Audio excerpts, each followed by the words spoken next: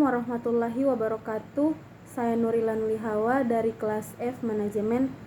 Saya akan menjelaskan secara ringkas materi bab 9, yaitu perusahaan manufaktur. Pengertian manufaktur. Perusahaan manufaktur adalah perusahaan yang membeli bahan baku, mengelola hingga menjadi produk jadi yang siap pakai, dan menjual kepada konsumen yang membutuhkannya. Berikut ada fungsi utama perusahaan manufaktur. Fungsi utama perusahaan manufaktur adalah sebagai jembatan antara perusahaan penghasil bahan mentah dan konsumen yang membutuhkan barang yang memiliki nilai tambah lebih tinggi dari bahan mentah tersebut. Berikut ada jenis persediaan di perusahaan manufaktur. Dapat dibedakan menjadi 1. Persediaan bahan baku, yaitu bahan dasar yang menjadi komponen utama suatu produk. 2.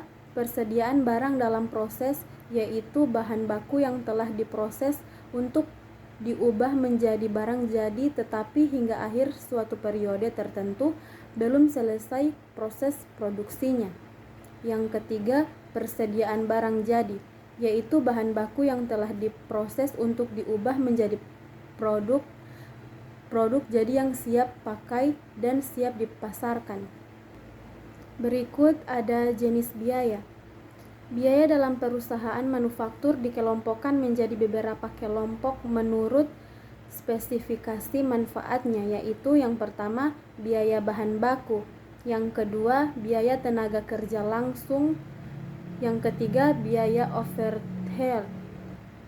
Yang termasuk dalam kelompok ini adalah bagian A, biaya bahan penolong atau bahan tidak langsung, B, biaya tenaga kerja penolong atau tenaga kerja tidak langsung, dan C, biaya pabrik lain. Yang keempat, beban pemasaran, dan yang kelima, beban administrasi dan umum. Biaya-biaya tersebut dikelompokkan lagi ke dalam dua kelompok besar, yaitu yang pertama, biaya produksi, terdiri dari biaya bahan baku langsung, biaya tenaga kerja langsung, biaya overhead. Yang kedua, biaya operasi, yang terdiri dari beban pemasaran, beban administrasi dan umum. Yang berikut jurnal. Secara umum, metode pencatatan transaksi harian maupun pencatatan jurnal penyesuaian dalam perusahaan manufaktur tidak berbeda dengan perusahaan dagang. Akan tetapi, karena perusahaan manufaktur memiliki struktur biaya yang lebih kompleks dibanding perusahaan dagang, maka diperlukan catatan yang lebih terperinci berkaitan dengan transaksi tersebut. Berikut laporan keuangan. Laporan laba rugi, laporan perusahaan laba ditahan, dan laporan posisi keuangan serta laporan arus kas.